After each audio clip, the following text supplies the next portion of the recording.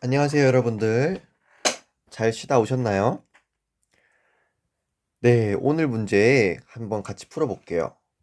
이번 문제 좀 쉽지 않았죠? 관성 모멘트를 저번 시간에 개념적으로 많이 배웠는데, 이번 시간에는 그 개념을 적용하는 문제였어요. 그런데 적용할 때 이제 여러 가지 관성 모멘트와 뭐 토크, 이 관계에 대해서도 나왔고, 그리고 뭐 각 운동량 할 때도 이런 식으로 관성 모멘트를 직접 구해내야 되는 문제들도 꽤 있었어요. 그렇기 때문에 지금 늘 나왔던 이런 기출 문제보다 조금 더 심화된 문제들도 있었고요. 그래서 이런 것들을 통해서 연습을 하신다면 이제 앞으로 나올 2024, 뭐 2025, 2026 계속해서 다 풀어낼 수 있다고 생각합니다. 자, 그러면 한번 같이 풀어볼게요. 1번, 2번 문제 같은 경우에는 딱 봐도 임용고시 양식이 보이죠? 맞습니다. 이거는 관성 모멘트에 대해서 나왔던 기출 문제들이에요. 특히 평행축의 원리를 활용하세요라는 문제였어요. 한번 1번 문제부터 같이 살펴보죠. 먼저 고관절을 중심으로 한 다리의 관성 모멘트를 구하라고 문제에서 했어요. 여기서 너무 자료가 많죠? 구별해야 되는 건 어느 중심인지를 잘 구별해야 돼요. 여기서 보면 질량 중심으로 나오는 것들도 있죠. 고관절 중심으로 물어보는 것도 있고, 질량 중심으로 했다는 건 뭐죠? 이 대퇴의 질량 중심 관성 모멘트는 대퇴 자체의 관성 모멘트니까 평행축의 원리에서 나중에 더해주는 역할만 하면 되는 거예요. 자, 그러면 한번 세세하게 살펴봅시다. 고관절을 중심으로 구해야 됩니다. 먼저 그 다음에 A 자세를 먼저 본다고 치면 고관절 중심으로 한 다리 전체라고 했으니까 얘를 두 개로 나눌 수 있죠. 지금 대퇴랑 하퇴랑 발이 있는데 대퇴는 따로 주어졌고 하퇴와 발은 그래도 따로 하지 말라고 합쳐서 줬어요.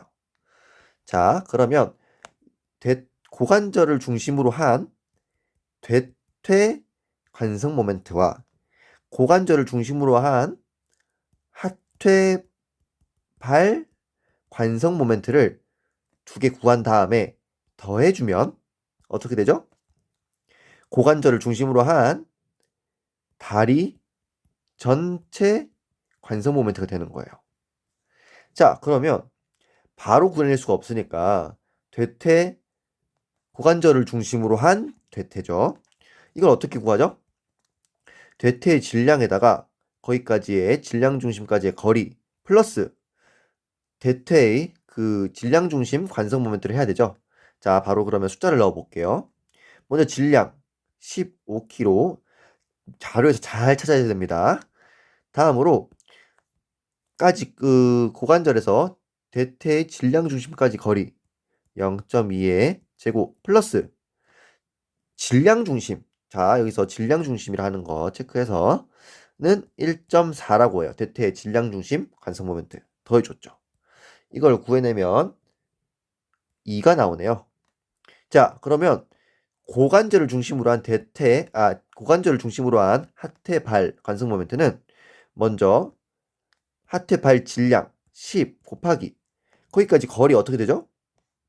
이게 다르죠? 0.7 A 자세 같은 경우에는 0.7m에 그 다음 제곱을 해주고 그 다음 또 하체 발 질량 중심의 관성 모멘트를 더해줘야 된다 했어요. 평행축의 원리로. 그러면 1을 하면 어떻게 되냐면 5.9가 나옵니다. 그러면 다리 전체 관성 모멘트를 두 개 더해주면 7.9 kg 미터 제곱이 나와서 얘가 이제 기억의 답이 되겠네요. 자, 잘하셨습니다. 그러면 B도 마찬가지로 해주면 되겠죠? 자, 고관절을 중심으로 한 대퇴 관성 모멘트는 사실 보면 질량도 똑같고 자체의 관성 모멘트도 똑같고 거리도 똑같으니까 얘는 똑같이 나와서 2가 될 거예요. 그런데 차이점은 뭐였죠? 하퇴 발의 관성 모멘트 차이죠? 자, 질량은 10kg로 동일합니다. 하지만 거리가 고관절로 축으로부터 거리가 0.3이니까 0.3의 제곱 플러스 자체의 관성 모멘트 뭐죠? 1을 해주면 얘는 1.9가 나옵니다. 그래서 이 두 개를 더해준 값은 3.9 kg 미터 제곱이 됩니다. 그래서 이게 니은의 답이 되겠죠. 자, 그러면 이제 여기서 또 물어본 게 또 있죠. 비자세가 왜 유리한가요? 일단 관성 모멘트가 작기 때문이다라는 말을 써야 되는 게 필수고요. 그 다음에 각 운동량 측면에서 얘기하라 했으니까 같은 운동량일 때 어떻게 되죠? 얘가 작으면 각속도가 커지겠죠? 그만큼 어떤 힘을 줘서 충격량을 만들어냈다. 각 충격량을 만들어냈다면 같은 충격량 또는 같은 운동량에 따라 각속도가 관성 모멘트가 작으면 커진다는 거예요. 그렇기 때문에 더 유리하답니다. 네. 이렇게 해서 1번 문제를 풀어봤고요. 2번 문제는 저번에 기본 문제에서 풀어봤는데 변형을 시켰기 때문에 한번 다시 풀어봐야 됩니다. 자, 먼저 이 문제는 동일한 것 같아요. 여기서 뭘 물어보죠? 먼저 부채 질량 중심의 관성 모멘트를 줬어요. 나중에 더해질 친구고요. 그 다음에 어디서? 회전 중심, 몸의 회전 중심. 이게 그림을 보니까 딱 그 발이네요. 그러면 자, 질량 먼저 해주고 거기까지 거리 2m의 제곱 플러스 질량 중심의 관성 모멘트를 해주면 됩니다. 이렇게 해주면 1.21 kg 제곱이 나오죠. 그래서 기억은 1.21 kg 제곱미터 이렇게 됩니다. 자, 그 다음으로 이거는 이제 개념적인 거기도 한데요. 내가 이쪽으로 몸이 쓰러지려고 해요. 그러면 지금 이 팔을 시계 방향으로 돌리면 어떤 거냐? 각작용, 반작용으로 인해서 시계 방향으로 돌리면 몸은 반시계 방향으로 돌아가는 각작용, 반작용의 법칙이 작동합니다. 그렇기 때문에 얘는 시계 방향으로, 즉 같은 방향으로 회전시켜야만 몸이 그 반대 방향으로 다시 돌아올 수 있기 때문에 니은은 시계 방향이 됩니다. 자, 그 다음으로 이 문제. 자, 니은으로 회전시키려고 해요, 얘를. 그때의 각 운동량을 줬어요. 그때 각 속도를 구하래요. 자, 먼저 어떻게 해야 될 것 같아요? 각 운동량이 관성 모멘트에다가 각 속도를 곱한 거죠. 그러니까 이게 마이너스 1.01이라고 했어요. 그러면 난 얘를 구하고 싶으니까 관성 모멘트를 알면 되겠네요. 그럼 아까 구한 관성 모멘트 쓰면 될까요? 아니죠. 자, 문제를 더 읽어보면 부채를 든 팔은 회전 중심 B를 지난다고 했어요. 아까 전에는 이 C를 중심으로 한 팔의 부채의 관성 모멘트였고요. 지금은 이 어깨를 지나는 전후축으로의 회전 운동만 한다 했으니까 얘를 축으로 이제 요렇게 돌아가는 걸 얘기하고 싶은 거예요. 그러니까 지금은 따로 구해야 되는 거죠. 왜냐? 요거 비중심으로 구해야 되니까. 자, 그러면 구해봅시다. 질량은 0.3kg이었고요. 곱하기 축으로부터 내가 구하고 싶은 축으로부터 질량 중심까지 0.8의 제곱.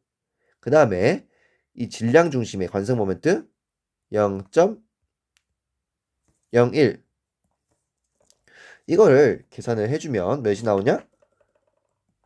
0.202가 나옵니다. 단위는 kg 제곱미터가 되겠죠. 자, 그러면 구했습니다. 이게 0.202가 되니까 약분이 될 것 같죠? 네, 한번 계산 같이 해볼까요? 자, 먼저 1000을 한번 둘 다 곱해줄게요. 그러면 202 오메가는 1000 곱했으니까 마이너스 1010 이렇게 되겠죠. 그러면 오메가는 202분의 마이너스 1010 이렇게 계산해 주면 됩니다. 그러면 마이너스 5가 되겠죠. 단위는 어떻게 돼요? 각속도의 단위는 라디안 퍼 세크가 될 겁니다. 그래서 마이너스 5 라디안 퍼 세크가 됩니다. 자, 그러면 바로 다음 문제로 넘어가 볼게요. 자, 지금 물구나무 서기를 하고 있는데 손을 축으로 했다고 해요.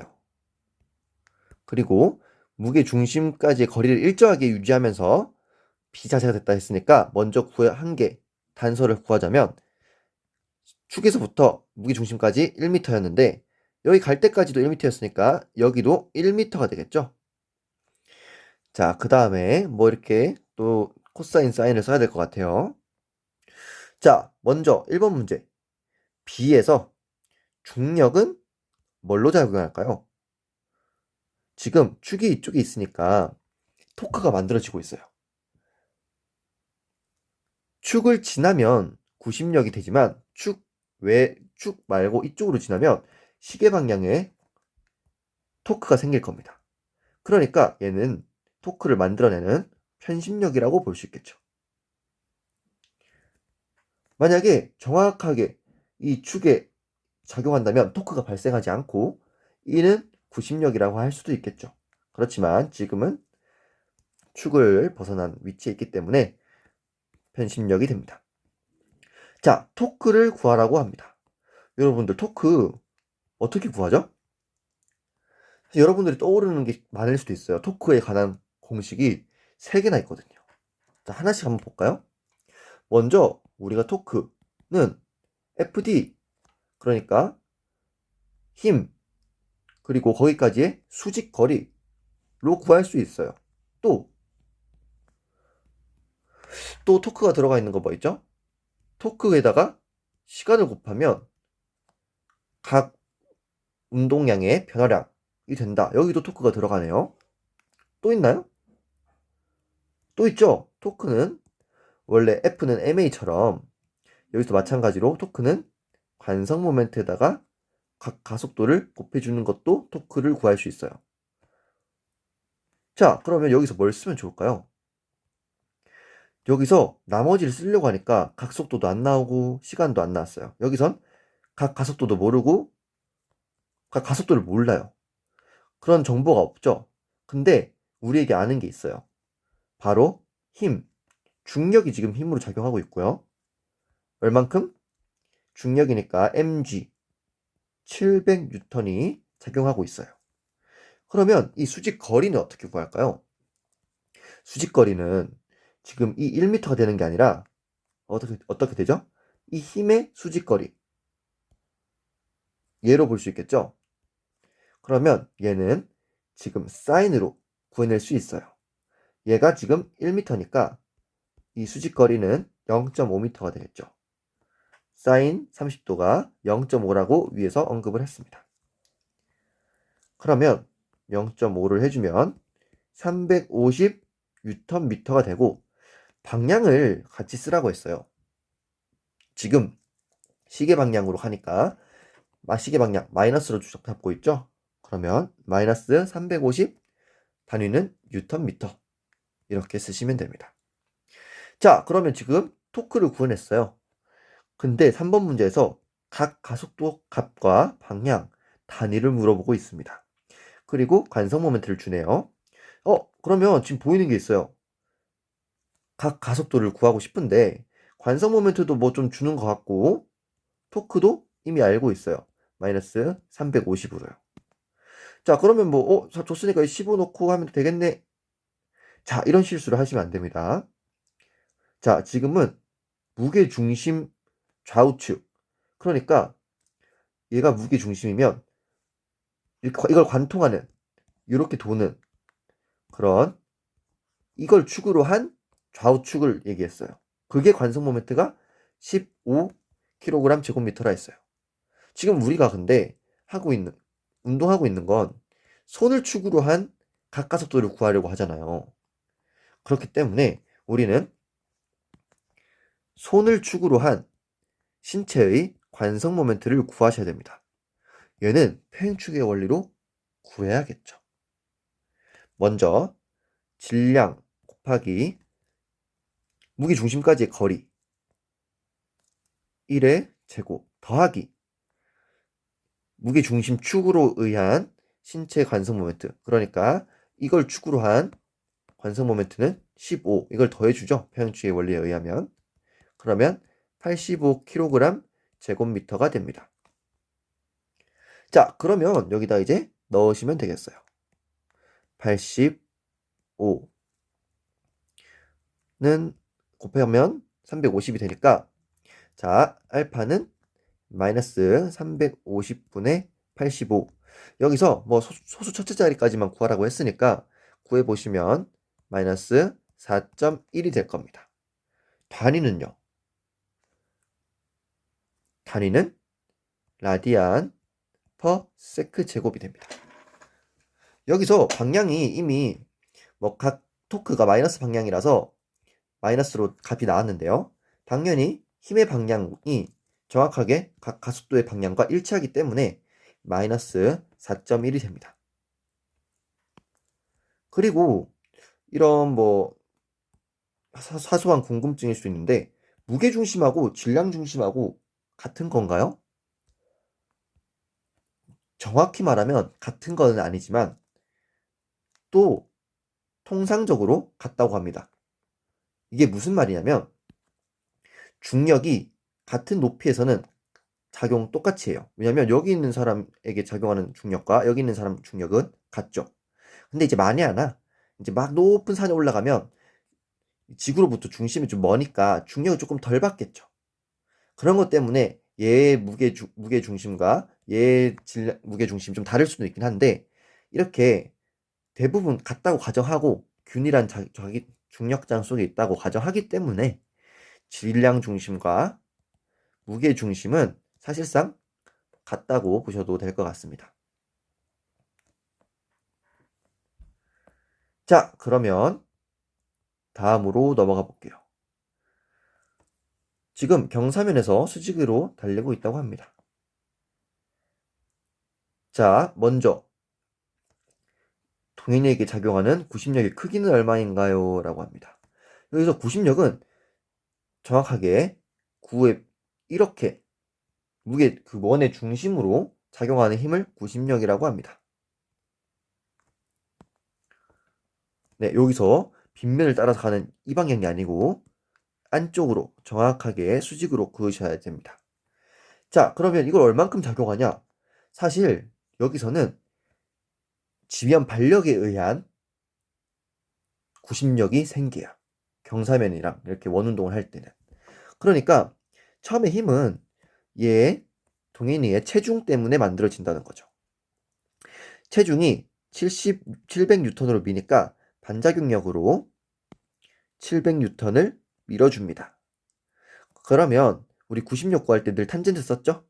맞습니다. 마찬가지로 안쪽으로 가는 힘을 우리가 구심력이라고 부르고, 이는 자 700 곱하기 탄젠트 3세타, 그게 세타가 30이니까 30을 해서 구해주면 됩니다. 그래서 0.55를 하면 여기 나오는 값이 나오겠죠. 이거를 계산해주면 얼마가 나오죠?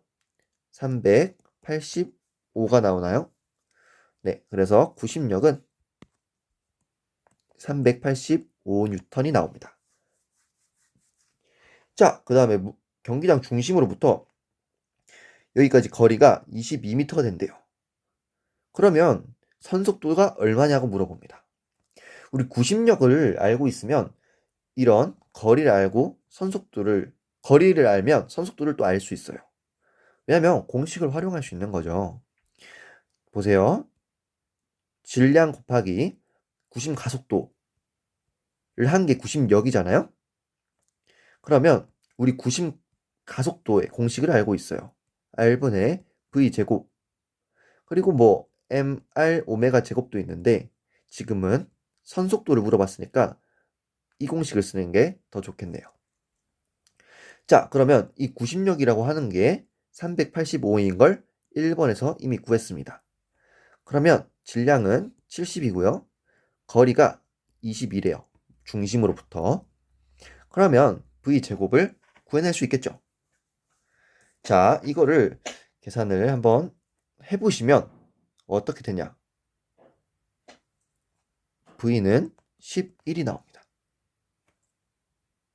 계산 되겠죠? 한번 같이 해볼까요?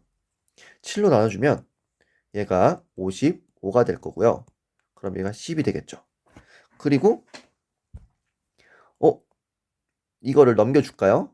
자, 다시 먼저 10으로 이것도 이렇게 나눠주고, 그리고 얘 5 남은 걸 얘랑 나눠주면 11이 돼서 V제곱은 11의 제곱이 되고 V는 11m/s가 돼서 선속도의 크기는 11m/s가 됩니다. 자, 다음 문제가 더 좀 열린 문제이기도 하고 좀 헷갈리실 수 있었을 것 같아요. 그렇지만 한번 여러분들이 안다면 이런 문제도 충분히 나올 수 있겠구나 라는 걸 아실 겁니다. 자, 선속도가 커진다면 어떻게 될까? A로 이동할까? B로 이동할까? 그러니까 A로 이동한다는 건 반지름이 작아진다는 거죠. 중심으로부터의 거리가 작아진다는 거고, B로 이동한다는 거는 반지름이 커진다는 거예요. 자, 그러면 어디로 갈지 선속도가 커진대요. 뭔가 상식선에서는 잘 모르겠긴 하죠. 뭐 A로 갈 수도 있을 것 같고 B로도 갈 수 있을 것 같고. 그런데 우리가 구했던 것을 잘 확인해야 돼요. 우리 1번에서 구심력 구할 때 어떻게 구했어요? 구심력은 어떻게 구하죠? 얘 체중에다가 탄젠트 세타를 곱했어요. 자, 그 말은 mg 탄젠트 세타였어요. 자, 근데 체중 바뀌나요? 안 바뀌죠? 기울임 각도도 안 바뀌었다고 해서 그냥 그대로 선속도만 키웠다 했어요. 얘도 일정하고 얘도 일정하면 구심력은 뭐 어떻게 빠르게 달리든 말든 일정할 거예요. 그런데 우리 이번 구할 때 어떻게 했죠? 이 구심력이 뭐랑 같다? 질량에다가 R분의 V 제곱한 것과 같다. 그러면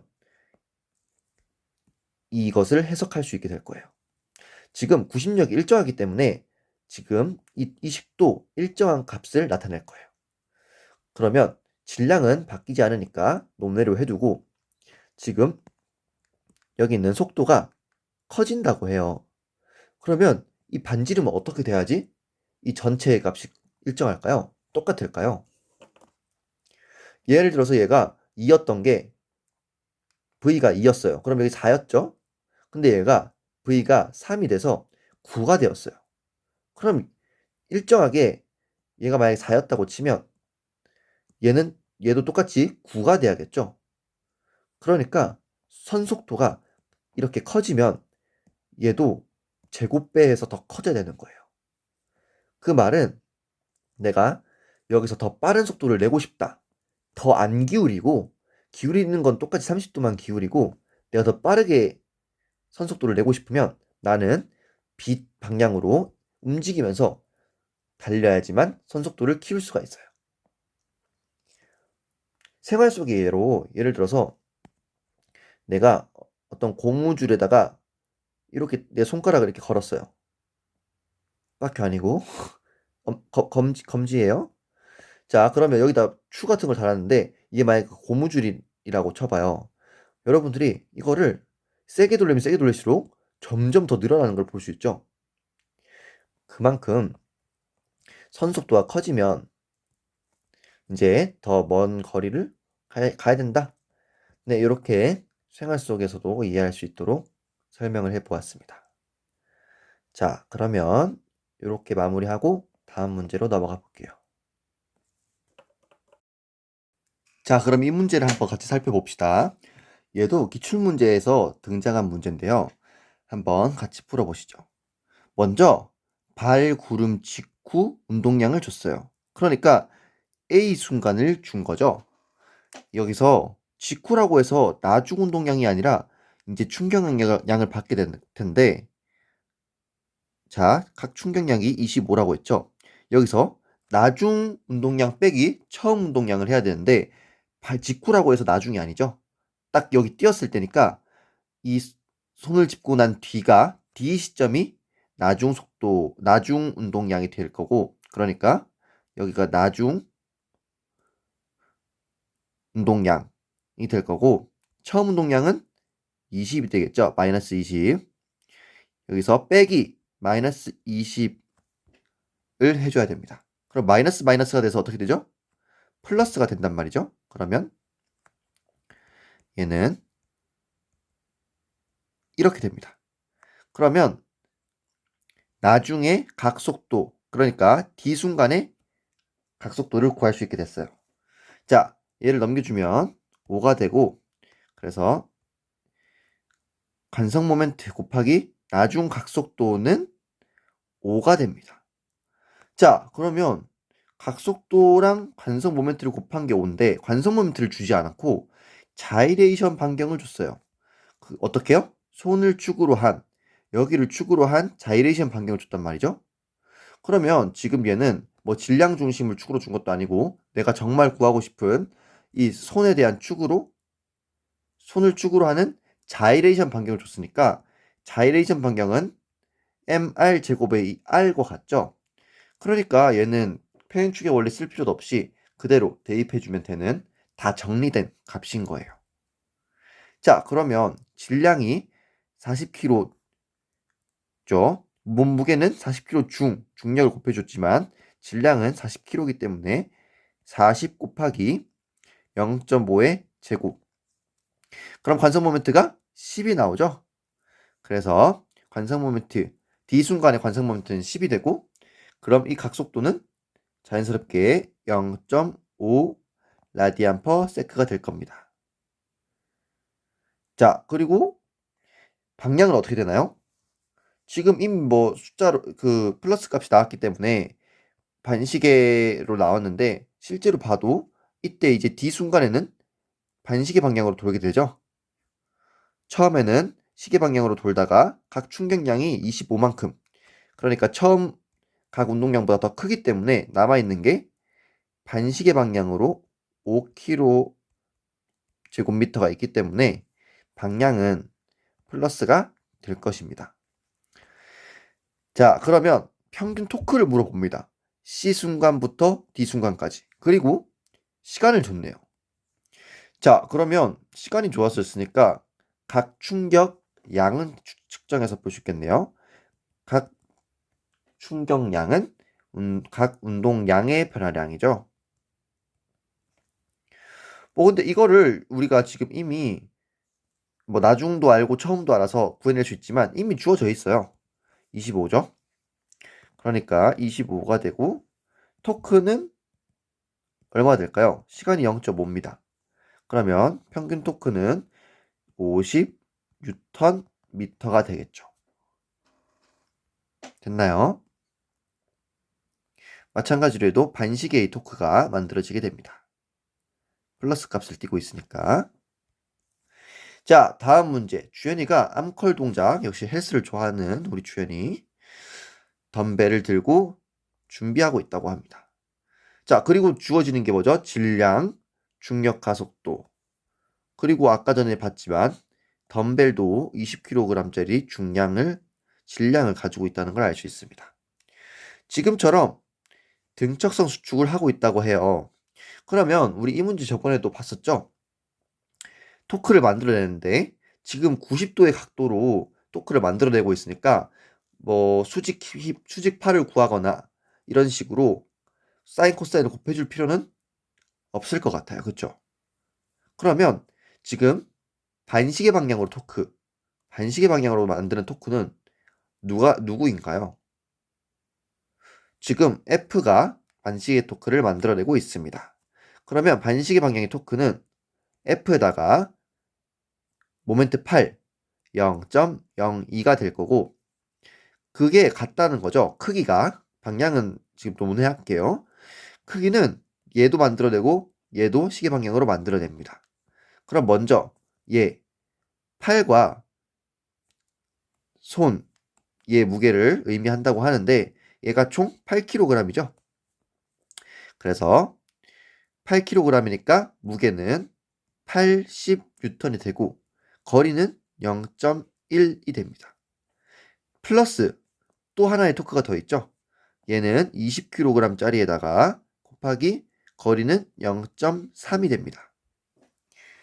자, 그러면 이거를 풀어주기 전에 곱셈을 먼저 해줄게요. 여기다가 100씩 다 곱해주면 EF는 800 플러스 이렇게 계산해주면 6000. 그래서 6800이 나오고, 그러면 EF가 6800이니까 F는 3400입니다. 여기서 크기를 물어봤으니까 우리는 바로 방향은 상관없이 그냥 3400N이라고 보게 되겠네요. 예를 들어서 근데 방향까지 적으셨다. 그렇다면 적으셔도 상관없습니다. 방향은 어떻게 될까요? 물론 묻지 않아서 전혀 문제될 게 없긴 한데 제 생각에는 중력가속도의 방향이 지금 플러스 방향으로 줬어요. 그러면 이 힘의 방향은 위로 가고 있으니까 저는 마이너스라고 생각을 합니다.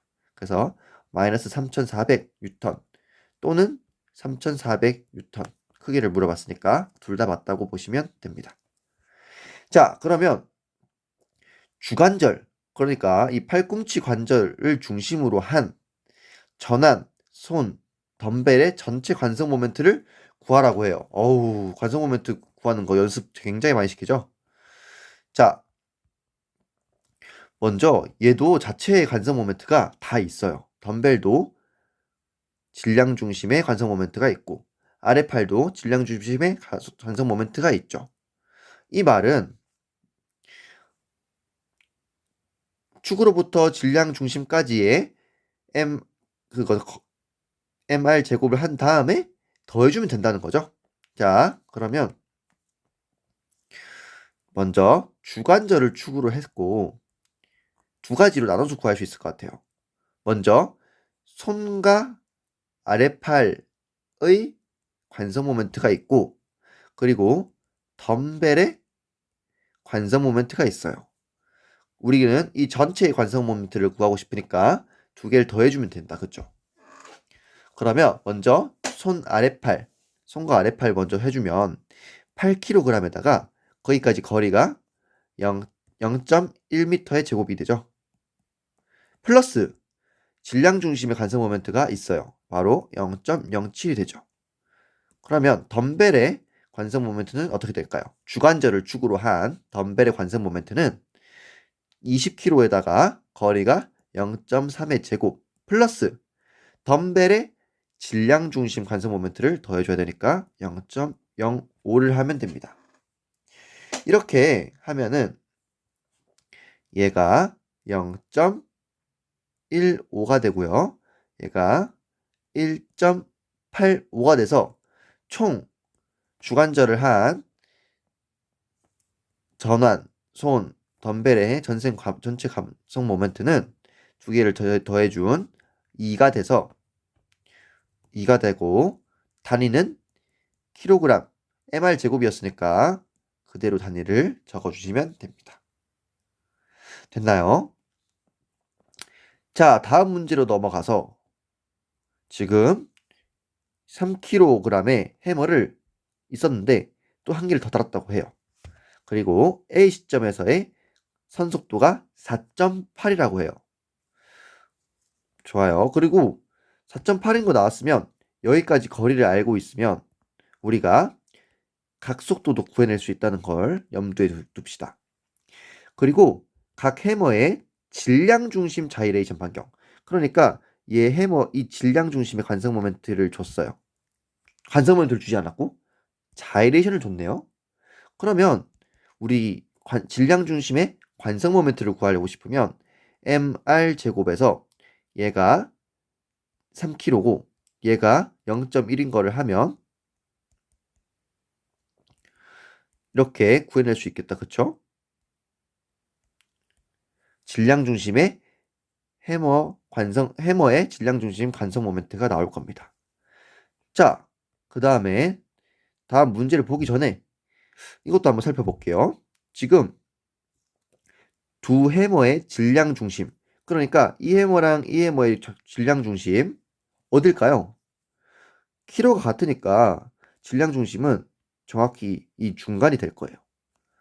그 질량 중심까지가 0.9래요. 여기서부터 여기까지가 0.9. 그리고 첫 번째 해머가 0.3이라고 합니다. 그러면 이 반대쪽은 얼마일까요?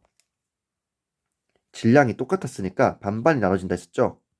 그래서 여기도 0.3이 돼서 축으로부터는 1.2m가 될 겁니다. 됐나요? 자, 그러면 A 지점에서 우리가 각속도를 구해낼 수 있다고 했는데 어떻게 구하냐면 네, 여러분들이 외우고 있는 레전드 공식 이렇게 V는 R 오메가. 그래서 V를 알고 있어요. V는 4.8m/s라고 했고 방금 전에 우리가 A 지점까지의 거리를 유추해냈죠. 1.2입니다. 그러면 각속도는 4 라디안 퍼 세크가 나옵니다. 그 다음에 또 관성 모멘트를 구하라고 합니다. 자, 여기서 좀 생략이 돼 있는데 여러분들의 문제에는 손을 축으로 한 이라 돼 있죠. 역을 축으로 한 이 두 해머의 관성 모멘트를 구하고 싶으면 어떻게 하면 좋을까요? 먼저 이 가까이 있는 손을 축으로 한 안쪽 첫 번째라고 할까요? 아까 첫 번째라 했으니까 첫 번째 해머, 두 번째 해머가 있죠. 이 두 관성 모멘트를 더해주면 될 것 같아요. 자, 손을 축으로 한 첫 번째 관성 모멘트는 먼저 여기까지 거리 0.6m인 거 이해되시나요? 여기까지가 0.9였는데 0.3m 앞당기면 여기가 0.6이죠.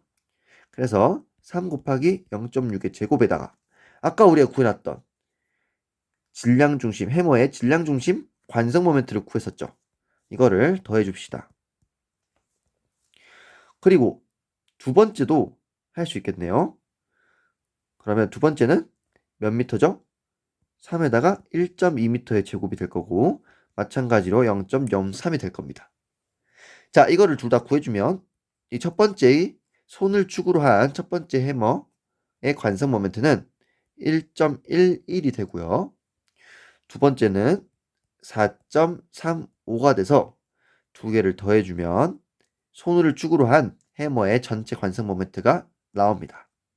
바로 5.46kg 제곱미터 이렇게 하시면 되겠습니다. 요거 읽을 때 제곱미터라고 읽는 게 정확한 읽기 방법이라고 하네요. 그냥 참고로 얘기해 봤습니다.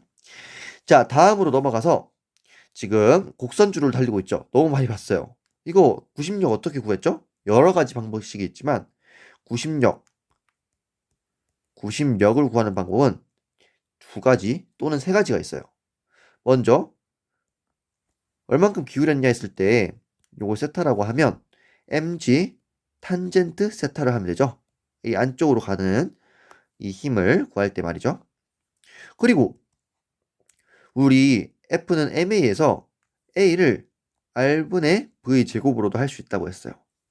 또는 MR 오메가 제곱으로도 할 수 있겠죠. 자, 이걸 염두에 두면 자, 기울임 각도를 구하라고 해요. 그러면 각도를 먼저 들어간 걸 찾다 보면 첫 번째 거를 쓸 수 있겠죠. 그러면 MG가 700 탄젠트 세타가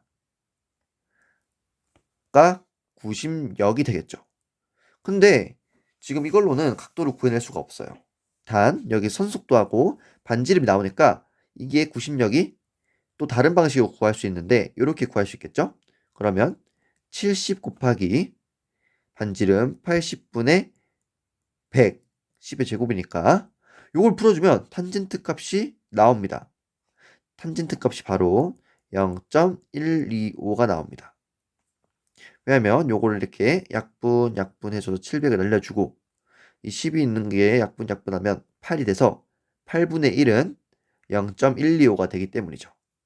그러면 각도가 이렇게일 때 탄젠트 각 세타 요거는 다른 표기지만 똑같이 봤을 때 0.125가 되려면 탄젠트가 7도여야 된다는 거예요. 그러면 얼만큼 기울였는지도 알 수 있겠죠? 바로 7도를 기울였을 때 탄젠트가 0.125가 나오니까 기울임 각도는 7도가 됩니다. 자, 다음으로 밖으로 미끄러지지 않기 위한 최소한의 정지 마찰 계수. 기본 문제에서 한번 풀어봤었는데요. 먼저 밖으로 밀려나가는 힘, 원심력이라도 하죠. 그 크기는 어떻게 됐었죠? 90력과 같았어요. 우리가 90력을 이제 알고 있으니까 한번 구해봅시다. 90력은 탄젠트 있는 걸로 바로 구해볼까요? 이걸로. 그러면 700 곱하기 0.125가 됐었죠. 이게 어떤 것보다 작아야 돼요? 정지마찰 계수, 정지마찰력보다 작아야 되죠? 정지마찰력은 어떻게 되죠? 최대 정지마찰력? 마찰 계수에다가 수직 항력을 곱해줘야 된다. 그렇죠? 수직 항력은 지금 이 상황에서는 이 사람의 몸무게인 700이 됩니다. 그러면 이걸 700 이렇게 약분시켜주면 이 정지 마찰 계수는 몇 이상이어야 된다는 거죠? 0.125보다는 커야지만 지금 타경이가 미끄러지지 않고 계속 달릴 수 있다고 볼 수 있습니다. 자, 이렇게 해서 관성 모멘트 그리고 기울임 각도에 대해서 해봤는데요. 이번에 계속 시켰죠. 뭐를? 관성 모멘트를 구하는 방식을요. 평형축의 원리도 활용하고 자이레이션 전방경도 활용하고 전체의 관성 모멘트를 구하라고 하니까 각각 구해서 더해주기도 하고 아마 문제를 풀면서 하도 많이 봐서 이제 그냥 뭐 습관적으로 풀게 됐을 거예요. 그랬다면 정말 성공적입니다. 다음에 나중에 문제를 나왔다면 이렇게 여러분들이 풀었던 대로 이 감을 익히셔서 바로 풀어내시면 될 것 같아요. 자, 그러면 이렇게 해서 이제 이번 시간 각 운동 역학에 대해서 마무리를 짓고 이제 마지막 7차식이 있는데요. 이때는 어떤 걸 할 거냐? 유체에 대해서 할 거예요.